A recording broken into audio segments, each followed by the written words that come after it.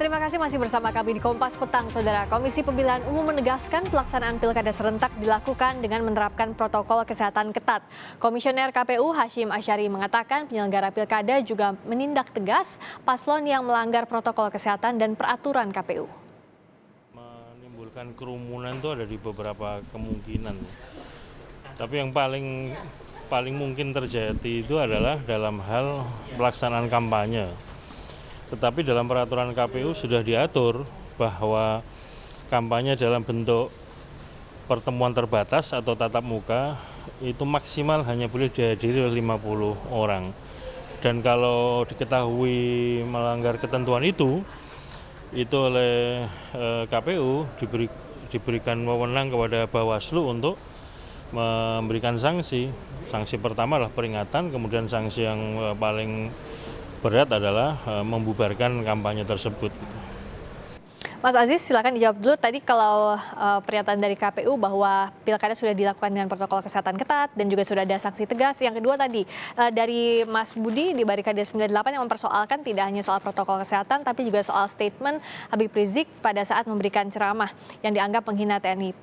Silakan dijawab. Ya, yang pertama saya tanggapi terkait dengan pernyataan KPU tadi. Tapi faktanya kita masyarakat, warga negara itu menunggu sanksi yang tegas kepada kerumunan yang tidak jaga jarak, tidak memperhatikan protokol kesehatan yang terjadi di Solo waktu pengantaran Mas Gibran menjadi wali kota Solo, calon wali kota Solo pada September kemarin, dan Pak Eri yang di Surabaya calon wali kota itu. Gitu. Kita menunggu di situ gitu loh. Sampai sekarang itu tidak ada. Itu fakta ya, itu fakta.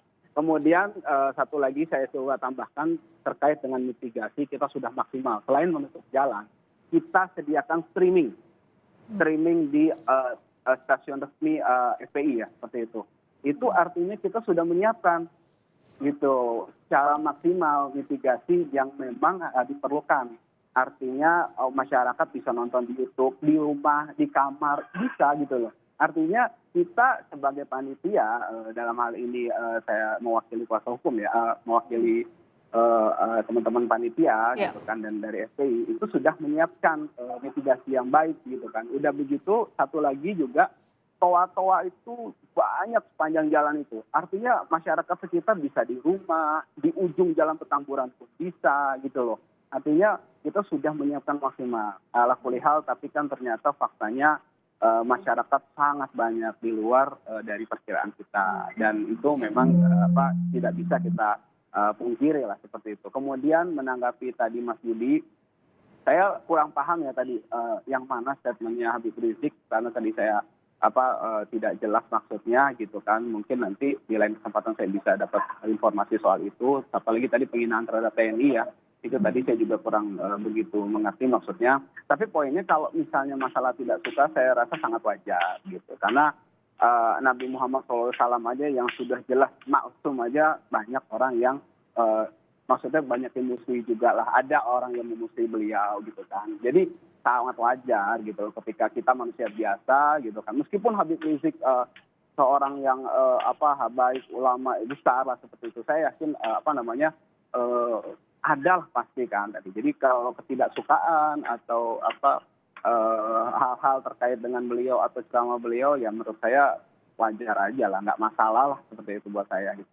Apalagi ini kan iklan demokrasi, cuma penyampaiannya yang baik. Dan kalau memang nanti ada yang kurang pas, yang mana gitu, mungkin bisa jadi introspeksi panitia ya kami gitu. Tapi kalau Habib Rizik sendiri, saya menanggapinya tadi isi ceramahnya tadi mengenai isinya yang dimaksud Mas Budi, sependengaran saya, maka saya nggak mau berkomentar karena itu haknya dari Mas Budi dan rekan-rekan kan, haknya setiap warga untuk menyukai dan tidak menyukai sesuatu kan. Oke, kata Mas Budi, kata Mas Aziz ya itu hak Mas Budi dan kawan-kawan untuk menyukai atau tidak menyukai sesuatu. Tapi kalau bicara soal proses yang sudah berjalan saat ini terkait klarifikasi yang dimintakan kepolisian soal kerumunan, apakah itu sudah cukup? Gimana, Mbak? Mas Budi, tadi kalau Ya, Mbak. ya Mas Budi, Ya. silakan. Ya, kalau terkait klarifikasi mungkin dalam hal ini pemanggilan Gubernur DKI Anies Baswedan, ya kita belum tahu realnya seperti apa isi klarifikasi itu. Apakah pihak kepolisian dari klarifikasi yang disampaikan oleh Anies Baswedan menemukan tindak pelanggaran terhadap protokol kesehatan atau tidak. Saya kira itu otoritasnya ada di lembaga kepolisian. Nah, terkait pilkada, saya kira tidak benar juga. Kalau misalnya menganggap kerumunan di pilkada itu dianggap pelanggaran terus dijadikan sebagai alasan atau pembenaran bahwa di Petamburan pun boleh melakukan hal yang sama, saya kira itu nggak benar lah.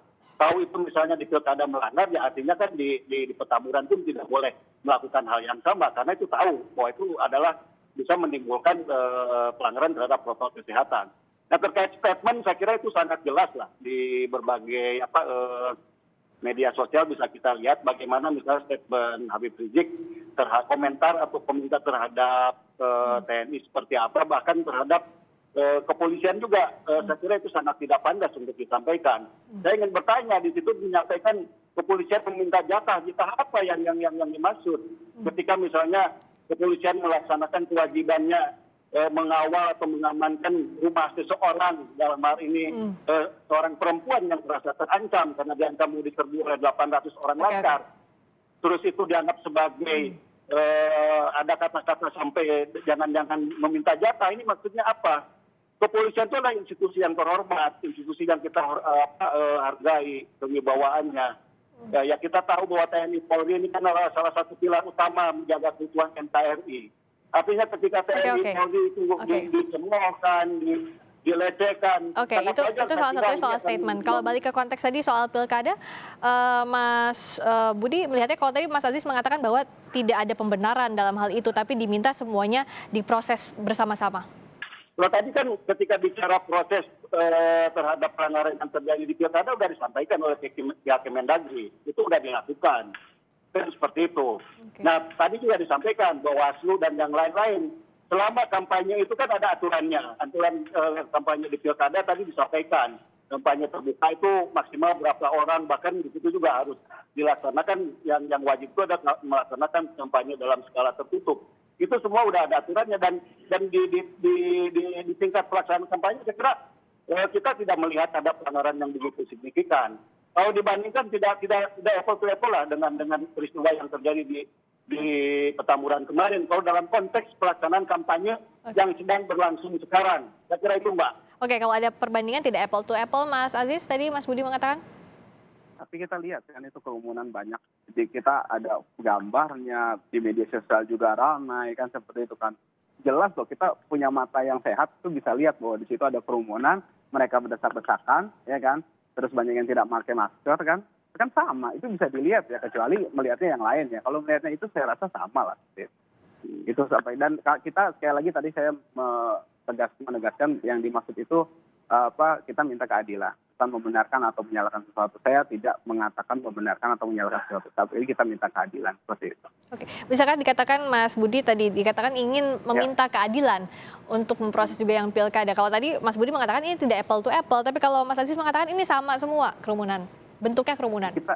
Saya yakin masyarakat dan Mbak Priska juga bisa melihat kan yang beredar tuh ada ramai-ramai pakai baju merah-merah kan gitu, mereka berdesakan, tidak menjaga jarak, itu fakta gitu loh. Jadi kita bukan bicara ini apple atau bukan, itu fakta. Itu fakta berkerumun bulan September, masih waktu masa pandemi gitu kan, tidak menggunakan masker gitu kan, dan tidak ditindak, itu faktanya. Itu aja. Oke, saya ke Mas Budi. Mas Budi? Ya itu kan kalau dilihat dari tayangan yang dipersoalkan oleh Mas Aziz itu kan pada saat pendaftaran, bukan pada saat pelaksanaan kampanye. Nah ketika pada saat pendaftaran kawan-kawan pilkada kemarin kan tadi sudah dijelaskan sama pihak Mendagri bahwa itu sudah ditindak, kan seperti itu. Apalagi yang dipersoalkan, kan gitu. Kalau misalnya kenapa Ganjar Pranowo sebagai gubernur Jawa Tengah tidak dipanggil oleh pihak berwajib, ya kan beda dong, jangan samakan struktur pemerintahan DKI dengan Jawa Tengah. Solo itu otonom, kalau di DKI itu nggak ada istilah kota otonom, semuanya yang bertanggung jawab adalah gubernur. Kan begitu Mbak. Ini kan saya juga paham lah, ingin menyamakan kenapa Anies dipanggil, terus Ganjar Pranowo nggak dipanggil. Artinya kan sudah menganggap sama antara posisi atau status gubernur DKI dengan status di Jawa Tengah. Dan struktur pemerintahannya, dari status pemerintahannya juga berbeda kok. Jakarta itu daerah khusus ibu kota. Kan gitu. Tidak ada otonom kota Jakarta Pusat, Jakarta Timur, Jakarta Selatan, nggak ada. Beda dengan di Jawa Tengah, wali kota Solo itu otonom, tidak di bawah otoritas atau tidak di bawah kekuasaan seorang gubernur.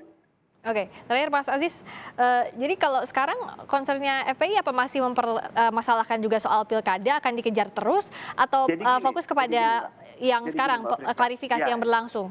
Iya, jadi gini Mbak, kalau dibilang kita mempermasalahkan pilkada, tadi saya bukan mempermasalahkan itu, berarti ada salah informasi di sini, gitu loh. Kita mempermasalahkan berkumpulnya orang-orang mengantar Mas Gibran ke waktu mencalonkan jadi wali kota Solo. Saya ngomong mencalonkan, gitu loh. Kenapa nggak diproses? Nggak usah ngomong jauh-jauh. Artinya Mas Gibran itu warga negara Indonesia. Mas Gibran itu mereka kumpulan-kumpulan yang saya maksud itu ngumpul di mana? Di Indonesia juga. Ya kan? Di Indonesia itu September kemarin masih ada aturan itu nggak? Masih ada. Kenapa nggak ditindak? Itu aja buat kita. Gitu. Jadi kita nggak usah ngomong ini daerah khusus apa gitu.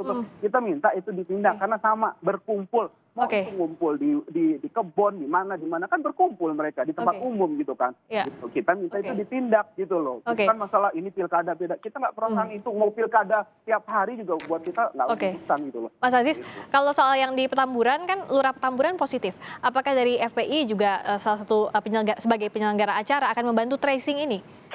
Satu lagi saya sampaikan. Barusan kita di swab juga gitu kan dari pihak kuasa hukum yang mendampingi dan juga ketua panitia. Ketua panitia ada di panggung saat itu dari awal sampai selesai gitu kan. Dan alhamdulillah negatif gitu loh. Artinya apa? KKM yang menjadi dasar pasal 93 junto pasal 9 Undang-Undang 6 2018 itu belum ada. Kenapa dilanjutkan ada pemeriksaan ada penyelidikan dari pihak kepolisian, itu loh maksud saya. Artinya agak aneh lah di situ kan, gerak cepatnya itu agak-agak. Tapi kalau ada satu kasus yang positif, artinya swab ini kan sudah jadi SOP untuk dilakukan tracing. Nah ini akan dibantukah oleh kawan-kawan panitia? Terlepas ada yang positif, ada yang negatif atau apapun hasilnya, tapi untuk proses tracing ini sebagai penyelenggara akankah dibantukan untuk ini? Dibantu itu maksudnya gimana? Diberikan datanya kerjasama dengan Pemprov DKI, tadi Wagub DKI Jakarta mengatakan bahwa kalau lurah Petamburan positif akan dilakukan tracing untuk swab massal. Nah kalau dari FPI sebagai penyelenggara apakah akan membantu soal ini untuk mengerahkan agar mau mendata soal ini? Ya intinya kita ikut aturan. Sebagaimana arahan dari Habib Rizik, kita ikut aturan gitu kan, kita taat hukum, tidak minta khususkan atau dispesialkan. Intinya sih itu. Dan kita juga dukung segala upaya terkait pemerintah DKI gitu kan untuk segala aturan dan kebijakan-kebijakan terkait pandemi ini kita dukung. Intinya seperti itu, Mbak. Oke, baik. Dan intinya adalah harus menaati protokol kesehatan apapun itu alasannya karena ini masih masa pandemi yang harus kita lawan bersama-sama. Terima kasih Mas Aziz Yanuar, Sekretaris Bantuan Hukum FPI. Terima kasih Mas Budi Hermansyah, Wakil Ketua Barikade 98 telah bergabung di Kompas Petang.